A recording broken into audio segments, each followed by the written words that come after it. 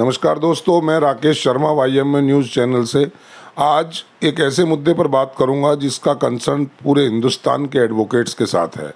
दोस्तों, जैसा आपको पता होगा कि 10 मार्च 2023 को एक सेंट्रल गवर्नमेंट ने गजट पास किया है, गजट निकाला है और वो गजट नंबर है CGDLE 140322023244365। डेट इसमें है 10 मार्च 2023 की। इस गजट के मुताबिक हिंदुस्तान की सरकार ने बाहर के विदेशी जो रहने वाले वकील हैं और लॉ फर्म्स हैं, यानी कि फॉरेन के लॉयर्स और लॉ फर्म्स को हिंदुस्तान में आने की इजाज़त दी है, यहाँ उन्हें काम करने की इजाज़त दी है। ये एक बहुत सीरियस और बहुत ही गंभीर मुद्दा है दोस्तों। मैं बहुत ज़्यादा तफसील में तो मैं बात करूंगा इससे, क्योंकि आज मैंने इसके लिए हमारी बार काउंसिल ऑफ दिल्ली के वाइस चेयरमैन श्री संजीव नशियार जी, जो अनेक पदों पे रह चुके हैं, डिफरेंट पोस्ट पर उन्होंने रहा है। दिल्ली बार एसोसिएशन में प्रेसिडेंट रहे, सेक्रेटरी रहे और अब बार काउंसिल में भी डिफरेंट पोस्ट पर वो हैं। मैं उनसे बात करूँगा, लेकिन इस बात करने से पहले मैं केवल आपकी नॉलेज के लिए आपको एक रिमाइंड करा रहा हूँ कि जब हिंदुस्तान आज़ाद था तो उस वक्त ईस्ट इंडिया कंपनी बाहर से आई थी और हिंदुस्तान 560-70 करीबन रियासतों में बटा हुआ था। और वो ईस्ट इंडिया कंपनी जब आई तो जब उसको एंट्री हुई तो उन्होंने सिर्फ ये कहा कि हम थोड़ा सा व्यापार करने के लिए आए, छोटे से व्यापारी हैं और हमारा कोई आपकी सरकार से, कोई किसी किस्म की रियासतों से कोई लेना देना नहीं। आप सब उसके गवाह हैं कि किस तरह उसने पैर फैलाए, किस तरह धीरे धीरे वो पूरा हिंदुस्तान को उन्होंने अपने कब्जे में लिया और उसका खामियाजा ये भुगतना पड़ा कि कई सौ वर्ष तक हमें गुलामी की जंजीरों में जकड़े रहना पड़ा। कुछ ऐसा ही आभास मुझे तो हो रहा है, आपको भी हो रहा होगा। मैं इसी बारे में थोड़ा सा क्लैरिफिकेशन करना चाहूँगा कि अपने जो हमारे लीडरान हैं उनसे बात करूँगा। और आज इसकी शुरुआत कर रहा हूँ बार काउंसिल ऑफ दिल्ली के वाइस चेयरमैन श्री संजीव नशियार जी से। संजीव जी, आपका स्वागत है वाईएमए चैनल में। मैं सीधा सा आपके पास इस बात पर आ रहा हूँ, गजट के बारे में मैंने बोला है और गजट का आपको भी पता है। ये जो गजट है जिसके तहत बार काउंसिल ऑफ इंडिया का भी इसमें जिक्र है और हिंदुस्तान की सरकार ने, सेंट्रल गवर्नमेंट ने ये अलाउ किया है कि बाहर के वकील आएँ, उन लॉ फर्म्स आएँ और यहाँ पर काम करें। इसके बारे में बार काउंसिल ऑफ दिल्ली का क्या कहना? राकेश जी, सबसे पहले तो मैं आपका धन्यवाद करता हूँ और आपके माध्यम से अपने बहुत सारे वकीलों को नमस्कार। और आज क्योंकि बहुत ऑस्पिशियस डे है, आज पहला नवरात्रा है, तो आपको बहुत बहुत शुभकामनाएं और अपने दोस्तों को भी बहुत नया वर्ष भी आज से शुरू, नया वर्ष बिल्कुल। और आज आपने इस बहुत ही इम्पॉर्टेंट इशू पे, और इस पे हम ऑलरेडी बहुत चिंतित हैं। आपको ध्यान होगा 1999-2000 में बहुत बड़ा इस फॉरेन लॉयर्स एंट्री पे एक बड़ा एजिटेशन ऑलरेडी हमारी बार कर चुकी है, लगभग 22 वर्ष पूर्व। और उस टाइम पे गवर्नमेंट ऑफ इंडिया के खिलाफ ये एजिटेशन था और गवर्नमेंट ऑफ इंडिया ने ये एश्योर किया था कि फर्दर कभी भी फॉरेन लॉयर्स को लेकर अगर लीगल फील्ड में कोई भी डिसीजन हम सोचेंगे या कोई चिंता करेंगे तो स्टेक होल्डर्स जितने भी हैं उनसे बिना चर्चा के नहीं करेंगे। तो पहला तो ये बिल्कुल सही है आपकी बात। ईस्ट इंडिया कंपनी का एग्जाम्पल हम लोगों के पास है कि अंग्रेज़ों के हम जब इतने लंबे गुलाम रहे तो सीधे अंग्रेज़ हमारे देश में नहीं आए थे। वो यहाँ छोटा सा एक कंपनी व्यापार करने के लिए आई थी और उन्होंने फिर कितना बड़ा स्वरूप लिया और सालों साल तक हम गुलाम रहे। और वो गुलाम जो प्रवृत्ति है वो शायद आज भी हमारा पिंड नहीं छोड़ रही है। अब ये दोबारा एक दुष्प्रयास है और दुष्प्रयास कष्ट ये है कि गवर्नमेंट ऑफ इंडिया डायरेक्ट ना करते हुए ये बार काउंसिल ऑफ इंडिया के माध्यम से किया है। और बार काउंसिल ऑफ इंडिया में हमने अपना ऐतराज़ भेज दिया है। दिल्ली बार काउंसिल में हमारे चेयरमैन के मनन साहब ने इमीडिएटली इस पर एक मीटिंग बुलाई और मीटिंग बुला के सभी मेंबर्स की यूनानिमस एक राय बनी कि इस पर हम लोगों को तुरंत इसको स्टडी करने के लिए और इस पर क्या एक्शन लेना है, इसके लिए एक कमेटी गठित हुई है जिसमें 8 लोग हैं। उसमें 4 फॉर्मर चेयरमैन हैं जिसमें ओपी फैजी साहब, उसके बाद केसी मित्तल साहब, राकेश सहरावत साहब और RS Goswami ji, 4 former chairman हैं। एक फॉर्मर वाइस चेयरमैन हिमाल अख्तर जी हैं, एक फॉर्मर सेक्रेटरी अजेंद्र सांगवान साहब हैं और अजय सौंधी जी, और मैं उस कमेटी को हेड कर रहा हूँ। तो हम लोगों ने कल एक मीटिंग की है और उस मीटिंग में हम लोगों ने निर्णय लिया है कि इसको इन टोटो अपोज करना है, विड्रॉ करने के लिए हम लोग आगे आएंगे, या इसके उन बुलेट पॉइंट्स को जिस पे हम लोगों को बेहद एतराज़ है। पहले तो एतराज़ इसी बात पे है कि आपने गुपचुप तरीके से ये क्यों किया। अदरवाइज़ अगर गवर्नमेंट ऑफ इंडिया का ये एश्योरेंस था कि अगर इसमें फर्दर कभी भी कोई डेवलपमेंट होगी तो लॉयर्स के सभी लीडर्स को कॉन्फ्रेंस में लिया जाएगा। तो आज हमारी बार काउंसिल ऑफ इंडिया, वो तो हमारे लोग वहाँ पे बैठे हुए हैं, उन लोगों को हम लोगों को बताना चाहिए था। लोगों में बहुत गुस्सा है। नहीं, बार काउंसिल ऑफ इंडिया ने एक प्रेस रिलीज जारी की है अभी 3 दिन पहले। उसमें उन्होंने सर्टेन, जो आप बता रहे हैं कि इसको इन टोटो अपोज करना है या कुछ पॉइंट्स के साथ करना है, तो मैं फिर वो इंडिकेट कर रहा हूँ कि जब ईस्ट इंडिया कंपनी आई तो लोगों को, कुछ को लगा था, कुछ बुद्धिजीवियों को लगा कि ये शायद हमारी इंटरनल पॉलिसीज़ में दखलंदाजी करेगी या हमारे को कहीं ना कहीं डिस्टर्ब करेगी।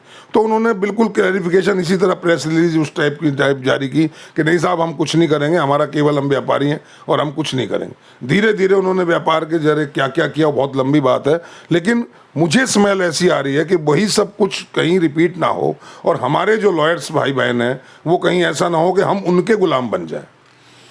शर्मा जी, बिल्कुल आपकी अप्रिहेंशन बिल्कुल सही है और लगभग पर्सनली मैं और मेरे जितने भी साथी हैं उनका भी ये व्यू है कि जनरल मेंबर हमारा 99% मेंबर इससे कहीं ना कहीं इफेक्टेड होगा, डायरेक्ट और इनडायरेक्ट। और कहीं ना कहीं हम लोगों का जो प्रोफेशन है वो कहीं ना कहीं ऐसी स्थिति पे पहुंच जाएगा कि शायद हम लोग वहां जाके नौकरियां करेंगे, वो हम लोग बर्दाश्त नहीं करेंगे बिल्कुल भी। और मेरे को ये उम्मीद है कि आने वाले 2 हफ्ते के अंदर अंदर हम लोग सभी बारों में पहुंचेंगे, सभी जनरल मेंबर से बात करेंगे और जनरल मेंबर से बात करके फर्दर कोर्स ऑफ एक्शन क्या रहेगा, इसको हमने किस तरीके से अपोज करना है, इसमें किस तरीके का डेमोन्स्ट्रेशन रखना है या किस तरीके की आगे की रणनीति रहेगी, ये पूरी तरीके से हम अपने चेयरमैन और पूरी बार काउंसिल को कॉन्फ्रेंस में लेकर और सभी बार के प्रेसिडेंट, सेक्रेटरीज और बाकी लीडर्स को कॉन्फ्रेंस में लेकर। लेकिन मैं आपके माध्यम से राकेश जी एक एश्योर करना चाहता हूँ अपने सभी साथियों को, इसको हम किसी भी कीमत पर बर्दाश्त नहीं करेंगे।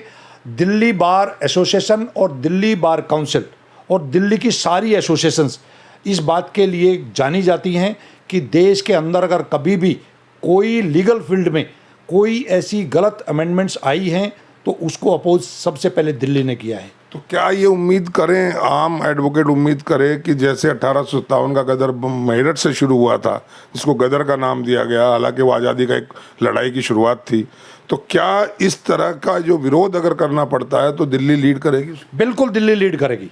ये मैटर सबसे पहले बार काउंसिल दिल्ली ने टेकअप किया है और सारी एसोसिएशंस को हम कॉन्फ्रेंस में लेंगे, उनका सहयोग मांगेंगे, सभी बारों में जाएंगे और सभी बारों से मेरे को भरोसा है कि हमारे सारे लीडर बड़े मजबूत हैं, डायनेमिक हैं और जनरल मेंबर की फीलिंग को ध्यान में रखते हुए सबसे पहला कॉल आएगी दिल्ली से। इस बारे में कोई बीसीआई के ऑफिस बीरर से आपकी कोई बीसीडी की मीटिंग हुई हो?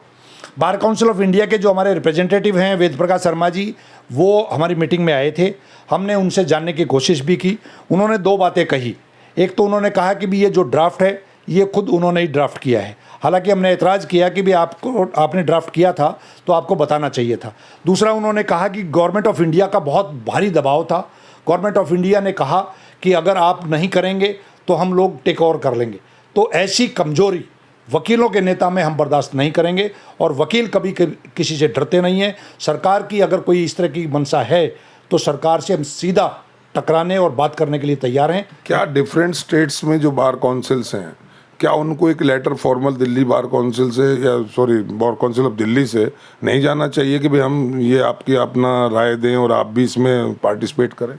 राकेश जी, बिल्कुल आपने सही सवाल पूछा। पहले दिल्ली बार काउंसिल अपनी दिल्ली की सारी लीडर्स को कॉन्फ्रेंस में लेकर और जनरल मेंबर से सलाह करके अपना जो कॉल देंगे, उससे पहले हम बार काउंसिल ऑफ इंडिया में भी जाएंगे, बार काउंसिल ऑफ इंडिया से भी निवेदन करेंगे कि आप नशीर साहब, बहुत बड़ा एजिटेशन है, सीधा सीधा सेंट्रल गवर्नमेंट से आपको टकराना है और उसमें एक बहुत बड़ा stakeholder bar council of Delhi भी है।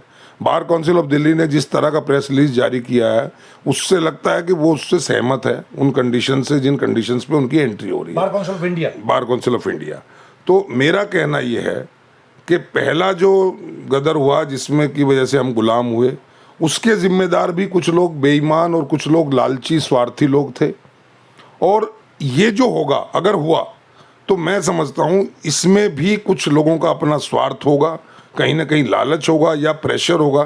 जैसा आपने कहा कि उनको कहा गया कि भैया तो आप करो नहीं तो हम करेंगे। तो ये जो प्रेशर टैक्टिस है या जो लालच देने की प्रैक्टिस है या जो कोई और किसी तरह का ल्यूरमेंट है, ये कहीं आपको इसमें मद्देनजर रख कुछ कार्रवाई करेंगे आप?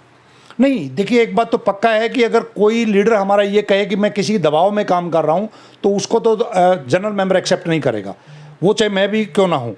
अगर कोई मेंबर ये कहे कि मैं अपने जिनके लिए मेरे को इलेक्ट किया गया है, जिनका रिप्रेजेंटेटिव हूँ मैं, अगर उनके इंटरेस्ट के खिलाफ मैं काम करता हूँ और किसी दूसरी अथॉरिटी के दबाव में करता हूँ या लालच में करता हूँ तो मेरे को तो तुरंत प्रभाव से छोड़ देना चाहिए पद। अदरवाइज हम कंपेल करेंगे। कोई किसी तरह के ऐसे लीडर को मैं नहीं मानता कि लॉयर फ्रेटर्निटी एक्सेप्ट करेगी, कोई लॉयर्स के इंटरेस्ट के खिलाफ काम करे। मैं फिर दोबारा जा रहा हूँ दोस्तों वहीं उसी गुलामी की शुरुआत में कि जब अंग्रेज फौजें शुरू हुई एक दूसरे की रियासतों पे कब्जा करने के लिए, तो अगर अयोध्या में उन्होंने युद्ध शुरू किया तो गुजरात का जो रियासत थी उसने कहा मुझे कोई दिक्कत नहीं है, वो जाने, उनका काम जाने। आज इसी तरह इसकी एंट्री हुई और दिल्ली बार काउंसिल ने इसका इनिशिएशन ले लिया है मुझे लगता है। तो जो तमाम स्टेट्स की बार काउंसिल्स हैं, मैं इस माध्यम से उनसे भी अपील कर रहा हूँ कि एटलीस्ट वो लोग आपस में मिलें, बात करें, एक जनरल मीटिंग करें, आपस में आएँ, दिल्ली आएँ, उनका स्वागत है, या उनको वहाँ बुलाएं दिल्ली बार काउंसिल के मेंबर्स को, और इस बारे में पूरा सक्रियता के साथ काम करें, तब ये कुछ हो सकता है। और ये बात मैं दोबारा आगाह कराना चाहूँगा नशियार साहब कि जितना ध्यान हमें इस लड़ाई को जीतने में करना पड़ेगा, इसको रिवर्स कराने में करना पड़ेगा, उससे कहीं 100 गुना ध्यान हमें उन लीडर्स पे भी रखना पड़ेगा जो किसी लालच में या किसी दबाव में या किसी भी वजह से बेईमानी के कारण कहीं हमारे साथ, हमारे हितों के साथ खिलवाड़ ना कर ले। मैं समझता हूँ बार काउंसिल ऑफ दिल्ली इस बारे में सजग है। राकेश जी, आप बिल्कुल विश्वास रखें, दिल्ली के लीडर्स आंदोलन के नाम से जाने जाते हैं और किसी तरह की ज्यादती चाहे सरकार ने की हो या किसी भी लेवल पे हमारी काउंसिल में भी अगर कहीं पे हुआ है तो उसको एक्सपोज भी करेंगे। और मेरे को पूरा विश्वास है कि इस नोटिफिकेशन में जो कमियां और जो इंटेंशन मैलिफाइड है उसको जनता के अपने मेंबर्स के बीच में लेकर आएंगे और इसको विड्रॉ करवाएंगे। बहुत आपने अहम एक बात सुन ली। और दोस्तों, जो लोग इस बारे में थोड़ा निष्क्रिय हैं या सोच रहे हैं कि उससे उन्हें कोई अभी फ़र्क नहीं पड़ने वाला है आने वाले कुछ दिनों में, मैं एक छोटा सा एग्जांपल के साथ आपकी इस बात को आज ख़त्म कर रहा हूँ कि किसी भी सड़क के किनारे दुकानदार के सामने एक आदमी आता है गिड़गिड़ाता है और वो कहता है साहब मुझे 2 घंटे के लिए रेडियो लगानी है, आप मुझे अलाउ कर दें, मैं दुकान आपकी खुलेगी तभी हटा लूँगा। उसके बाद उसको अलाउ हो जाता है, फिर वो दुकान खुलने के आधा घंटा और टाइम एक्सटेंड करता है, फिर 1 घंटा करता है, और एक टाइम ऐसा आता है बहुत जल्दी साल में 6 महीने में कि उस दुकानदार को उसको हटाने के लिए कोर्ट का सहारा लेना पड़ता है। फिर भी वो वहाँ से नहीं हटता, दुकानदार अपना शटर डाउन कर देगा लेकिन वो रेडी नहीं हटती। इसी तरह ये जो कंपनीज आ रही हैं, लॉ फर्म्स आ रही हैं, या जो फॉरेन लॉयर्स यहाँ आ रहे हैं, मैं आपको एक और बात बता दूं कि हम lawyers being Indian lawyers are not allowed in foreign countries to practice or to start the function। तो हम क्यों अलाउ कर रहे हैं, क्या लालच है हमारा, इस बारे में every advocate should think over it. मैं इसी अपील के साथ कि आप सब इस पे थोड़ा गौर रखें, ध्यान रखें और अपने लीडर्स को चेताएं। इन्हीं सब शब्दों के साथ आज इतना ही, फिर इसी बारे में बात करूंगा। तब तक के लिए जय हिंद, जय भारत।